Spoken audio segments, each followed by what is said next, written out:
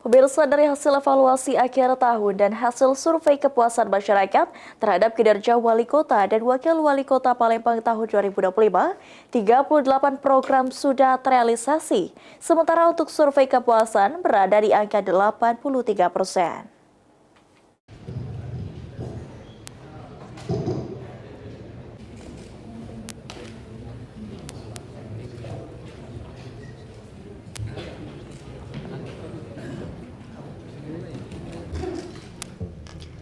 Wali Kota dan Wakil Wali Kota Palembang melakukan evaluasi akhir tahun dan hasil survei kepuasan masyarakat terhadap dirinya tahun 2025 bersama dengan jajaran Kepala OPD Pemerintah Kota Palembang di Rumah Dinas Wali Kota Palembang pada Rabu 31 Desember.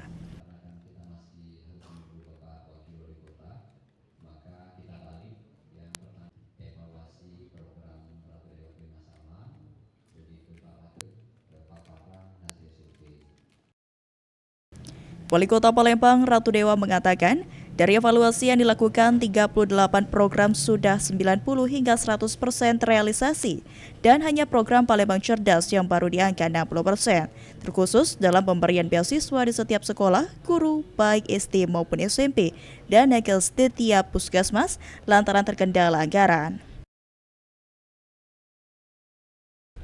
Tahun 2026, Kepala Daerah OPD, Kepala Bagian, Camat, dan Lurah harus terlibat dalam 38 program pemerintah Kota Palembang dan mempublikasikan hasil kerja di media massa sebagai sosialisasi kepada masyarakat.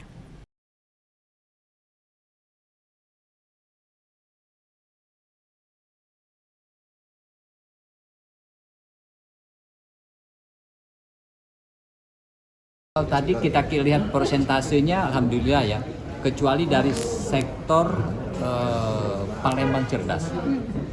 Palembang Cerdas baru lebih kurang 60%. Yang lainnya 100, bahkan ada yang 90%. Kalau yang satu itu Palembang Cerdas yang kami butuh lagi percepatan, khususnya pemberian beasiswa. Beasiswa setiap sekolah karena memang di tahun ini akan diterapkan, baik itu beasiswa untuk guru-guru di tingkat SD.